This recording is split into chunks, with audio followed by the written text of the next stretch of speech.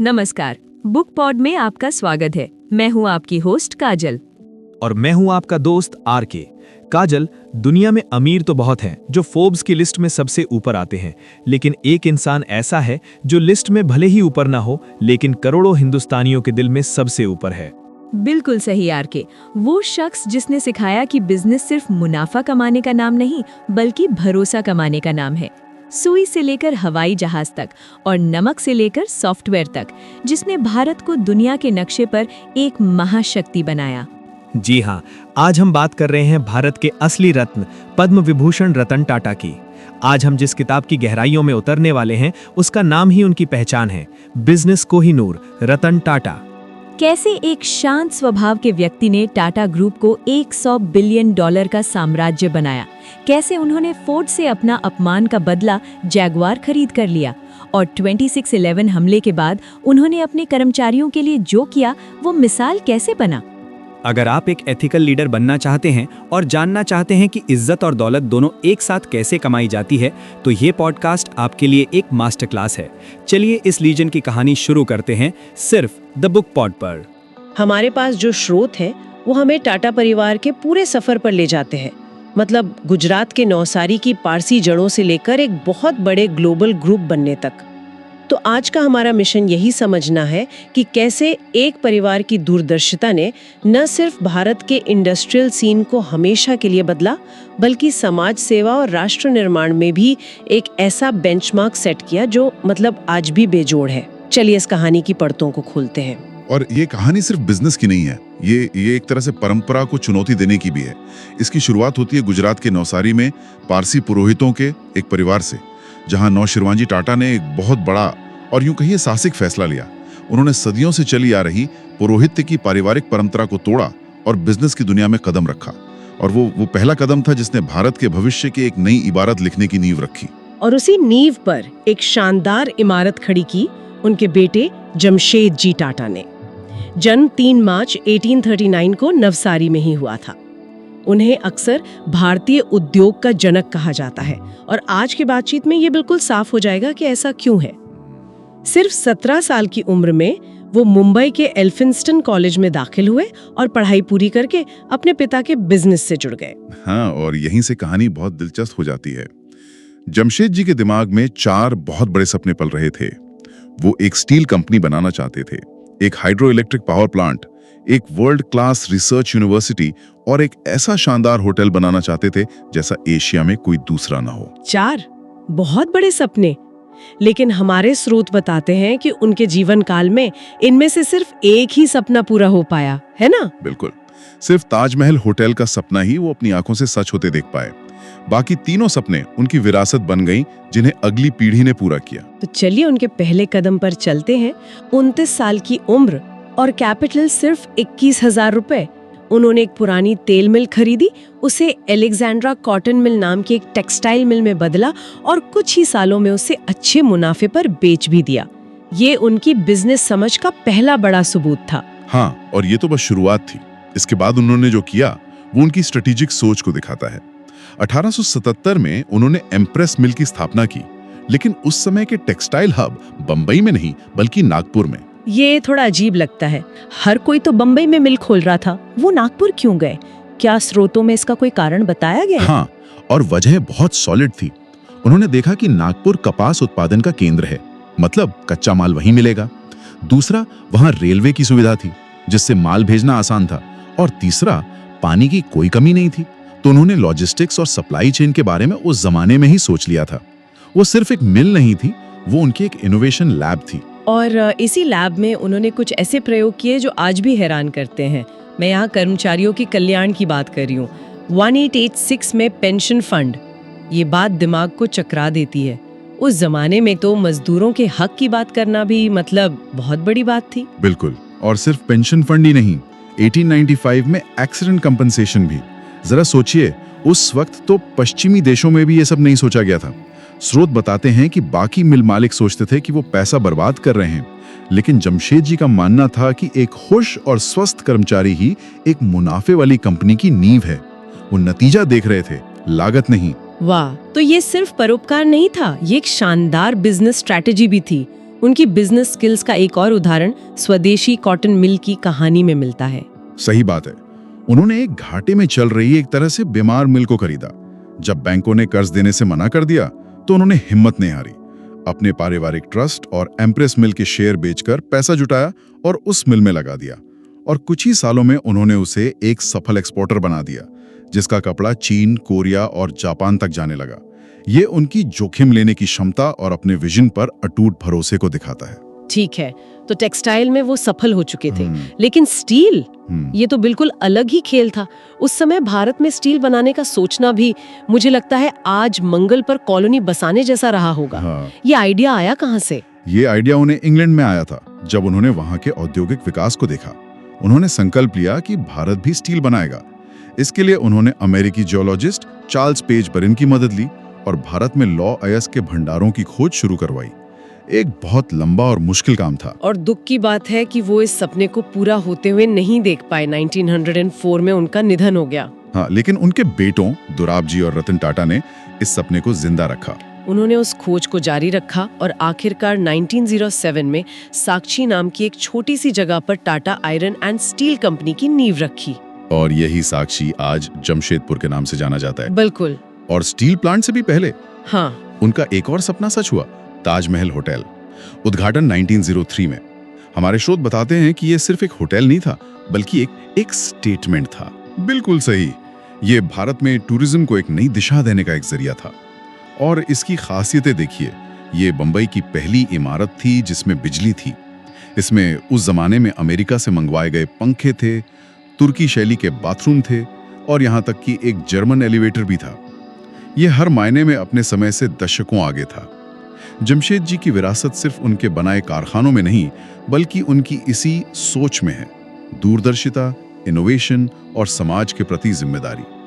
वो पहले व्यक्ति थे जिन्होंने अपनी बग्गी में रबर के टायर लगवाए और बंबई में पहली ऑटोमोबाइल भी उन्होंने ही चलाई थी। तो जमशेद जी ने एक मजबूत नींव डाल दी थी, स्टील, होटल और एक सोच जो सबसे अलग थी। लेकिन एक साम्राज्य सिर्फ नींव पर खड़ा नहीं रहता, उसे मंजिलों तक ले जाना पड़ता है। अगली पीढ़ी ने इस विरासत को पैसे आगे बढ़ाया। शुरुआत करते हैं उनके बड़े बेटे सर दोराबजी टाटा से। सर दोराब जी की सबसे बड़ी भूमिका अपने पिता के अधूरे सपनों को पूरा करने में रही, खासतौर पर स्टील प्लांट को हकीकत में बदलने में। सिर्फ कंपनी बनाना ही नहीं, बल्कि उसे शुरुआती मुश्किलों से निकालकर सफलता की राह पर डालना एक बहुत बड़ा चैलेंज था, जिसे उन्होंने बखूबी निभाया। लेकिन उनका योगदान सिर्फ बिजनेस तक सीमित नहीं था, है ना? बिल्कुल नहीं। उनकी सोच बहुत व्यापक थी। उन्होंने कैम्ब्रिज यूनिवर्सिटी को लेबोरेटरी के उपकरणों के लिए दान दिया और भारत में उन्होंने पुणे के भंडारकर ओरिएंटल रिसर्च इंस्टीट्यूट को संस्कृत के अध्ययन को बढ़ावा देने के लिए बड़ी आर्थिक मदद दी। वो विज्ञान और संस्कृति दोनों के महत्व को समझते थे। और छोटे बेटे सर रतन टाटा, हमारे स्रोतों में उनका जिक्र एक बहुत बड़े परोपकारी के रूप में आता है। हाँ, उनकी उदारता और सामाजिक चेतना कमाल की थी। इसका सबसे बड़ा उदाहरण है महात्मा गांधी को दिया गया उनका समर्थन।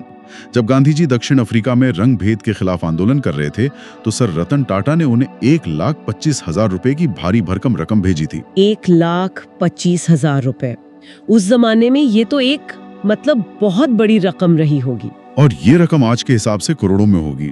लेकिन बात सिर्फ पैसे की नहीं थी। उस समय ब्रिटिश राज में अफ्रीका में आंदोलन कर रहे एक व्यक्ति को खुलेआम समर्थन देना बहुत बड़ा राजनीतिक जोखिम था। ये दिखाता है कि टाटा परिवार के लिए सही काम करने का मतलब व्यापारिक नफे नुकसान से कहीं ज्यादा था। उनकी एक और पहल बहुत दिलचस्प है, गरीबी पर वैज्ञानिक शोध। हाँ, ये उनकी गहरी सामाजिक समझ को दिखाता है। उन्होंने लंदन विश्वविद्यालय में एक ऐसी चेयर की स्थापना के लिए आर्थिक मदद दी, जिसका काम वैज्ञानिक तरीके से ये रिसर्च करना था कि गरीबी का असली कारण क्या है। वो सिर्फ दान नहीं देना चाहते थे, बल्कि समस्या की जड़ तक पहुंचना चाहते थे। ये उस जमाने में एक बहुत ही प्रगतिशील सोच थी। इस पीढ़ी में एक और अहम नाम है आर.डी. टाटा का, जो जमशेद जी के चचेरे भाई थे। मुश्किल समय में उनकी भूमिका बहुत महत्वपूर्ण रही। हाँ, खासकर प्रथम विश्व युद्ध के दौरान जब कंपनी मुश्किलों से घिरी थी, तब उन्होंने अपने फाइनेंशियल एक्सपर्टीज और अनुभव से समूह को संभाला और संकट से बाहर निकाला। तो स्टील प्लांट और होटल के साथ नींव तो बहुत मजबूत पड़ गई थी। लेकिन एक साम्राज्य सिर्फ 2 खंभों पर तो खड़ा नहीं रह सकता।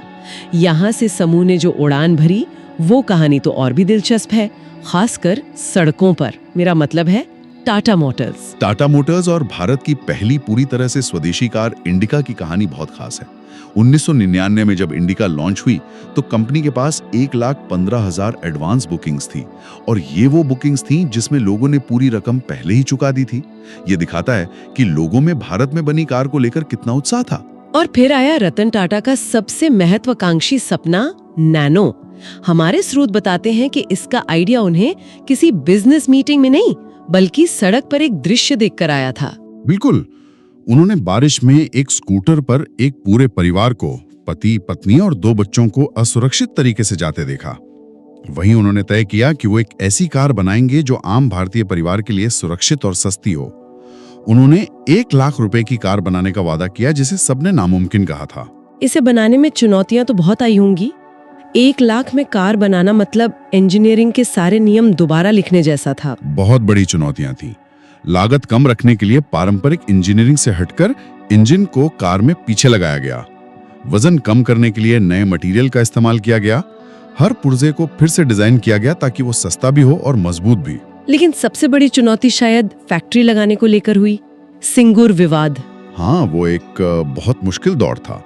पश्चिम बंगाल के सिंगूर में जमीन अधिग्रहण को लेके बहुत बड़ा राजनीतिक विवाद और विरोध हुआ। आखिरकार रतन टाटा ने दबाव में झुकने के बजाय एक बहुत बड़ा फैसला लिया, पूरे प्रोजेक्ट को गुजरात के साणंद में शिफ्ट करने का। यह दिखाता है कि वो अपनी प्रतिबद्धता को लेकर कितने दृढ़ थे। और फिर टाटा ने ग्लोबल स्टेज पर अपनी मौजूदगी दर्ज कराई। 2007 में टाटा स्टील का कोरस अधिग्रहण और 2008 में टाटा मोटर्स का जैगुआर लैंड रोवर अधिग्रहण। ये सौदे गेम चेंजर साबित हुए। बिल्कुल, इन 2 सौदों ने टाटा समूह को दुनिया के नक्शे पर एक ग्लोबल पावर हाउस के रूप में स्थापित कर दिया। एक भारतीय कंपनी का ब्रिटेन की सबसे प्रतिष्ठित कंपनियों को खरीदना, ये भारतीय उद्योग के लिए एक बहुत बड़ा पल था। इन बड़े नामों के अलावा समूह के दूसरे बिजनेस भी बहुत महत्वपूर्ण है, जैसे कि TCS, टाटा कंसल्टेंसी सर्विसेज यानी TCS, जो 1968 में शुरू हुई थी, आज ये दुनिया की सबसे बड़ी IT कंपनियों में से एक है। लेकिन क्या आपको पता है कि भारत में आयकर विभाग के लिए पैन नंबर का सिस्टम इसी कंपनी ने विकसित किया था? ये दिलचस्प है। और टाटा पावर, टाटा चाय, टाइटन, ये लिस्ट तो बहुत लंबी है। हाँ, टाटा पावर जिसकी शुरुआत 1911 में हुई, आज भारत की सबसे बड़ी प्राइवेट बिजली उत्पादक कंपनी है। टाटा चाय ने जब ब्रिटिश ब्रांड टिटले को खरीदा तो वो दुनिया की दूसरी सबसे बड़ी चाय कंपनी बन गई। और टाइटन और तनिष्क को तो हम भूल ही नहीं सकते। तनिष्क में तो भारत में ज्वेलरी खरीदने का तरीका ही बदल दिया पूरी तरह से। उन्होंने कैरेट मीटर जैसी तकनीक का इस्तेमाल करके पहली बार सोने की शुद्धता की गारंटी दी। इससे पहले ग्राहकों को हमेशा सुनार पर भरोसा करना पड़ता था।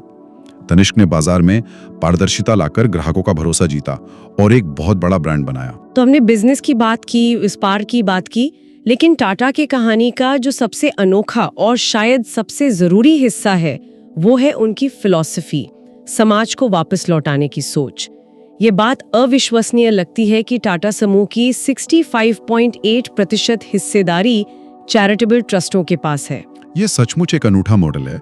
दुनिया में ऐसा कोई दूसरा बड़ा कारोबारी घराना नहीं है जिसका मालिकाना हक इस तरह से ट्रस्टों के पास हो। और ये कोई नई बात नहीं है। इस परंपरा की शुरुआत खुद जमशेद जी ने 1892 में ही कर दी थी, जब उन्होंने योग्य भारतीय युवाओं को विदेश में उच्च शिक्षा हासिल करने के लिए स्कॉलरशिप देना शुरू किया था। और बाद में सर रतन टाटा ट्रस्ट और सर दोराबजी टाटा ट्रस्ट ने इस काम को बहुत बड़े पैमाने पर आगे बढ़ाया। हाँ, इन ट्रस्टों ने शिक्षा, स्वास्थ्य, कला, ग्रामीण विकास हर क्षेत्र में अनगिनत काम किए हैं। देश के कई बड़े संस्थान जैसे इंडियन इंस्टीट्यूट ऑफ साइंस और Tata institute of fundamental research इन्हीं की देन है। टाटा के इन मूल्यों की सबसे बड़ी परीक्षा शायद मुंबई में हुए 26/11 के आतंकी हमले के दौरान हुई, जब उनके ताज होटल को निशाना बनाया गया था। उस संकट के समय रतन टाटा ने जो किया वो कॉर्पोरेट लीडरशिप की किताबों में एक केस स्टडी बन गया है। बिल्कुल, जो उन्होंने किया वो कॉर्पोरेट सोशल रिस्पॉन्सिबिलिटी की किसी भी परिभाषा से कहीं बढ़कर था।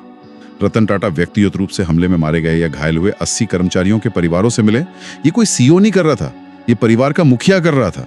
और उन्होंने जो घोषणाएं की वो भी असाधारण थी। हाँ, समूह ने फैसला किया कि मारे गए कर्मचारियों के आश्रितों को जीवन भर उनके अंतिम वेतन के बराबर रकम दी जाएगी। उनके बच्चों की पूरी शिक्षा और पूरे परिवार के लिए आजीवन मेडिकल केयर का जिम्मा भी टाटा ने उठाया। ये सिर्फ मुआवजा नहीं था, ये जिम्मेदारी लेना था। और मदद सिर्फ अपने कर्मचारियों तक सीमित नहीं थी। उन्होंने ताज पब्लिक सर्विस वेलफेयर ट्रस्ट की भी स्थापना की। हाँ, और ये बात उनके मूल्यों का सार है। इस ट्रस्ट ने सिर्फ ताज के कर्मचारियों की ही नहीं, बल्कि उस हमले में प्रभावित हुए रेलवे कर्मचारियों, पुलिस कर्मियों और यहाँ तक कि फुटपाथ पर सामान बेचने वाले आम नागरिकों की भी मदद की है। ये दिखाता है कि उनके लिए इंसानियत किसी भी बिजनेस से कहीं ज्यादा बढ़कर है। तो इन सभी स्रोतों से गुजरने के बाद ये बात साफ हो जाती है कि टाटा की कहानी सिर्फ एक कंपनी के विकास की गाथा नहीं है, ये एक दर्शन की कहानी है। एक ऐसा दर्शन जहां बिजनेस का मकसद सिर्फ शेयर होल्डर्स के लिए पैसा कमाना नहीं, बल्कि एक बेहतर समुदाय का निर्माण करना और राष्ट्र की सेवा करना भी है। जमशेदजी टाटा से लेकर रतन टाटा तक हर पीढ़ी ने इस विरासत को न केवल जिंदा रखा, बल्कि समय के साथ इसे और भी मजबूत किया है। चाहे वो कर्मचारियों के लिए 1 सदी पहले शुरू की गई कल्याणकारी योजनाएं हों या फिर किसी राष्ट्रीय आपदा के समय किया गया राहत कार्य, टाटा ने हमेशा मानवता का एक अलग और ऊंचा मानक स्थापित किया है। आज की इस पूरी बातचीत के बाद एक सवाल मन में आता है जिस पर सोचना चाहिए।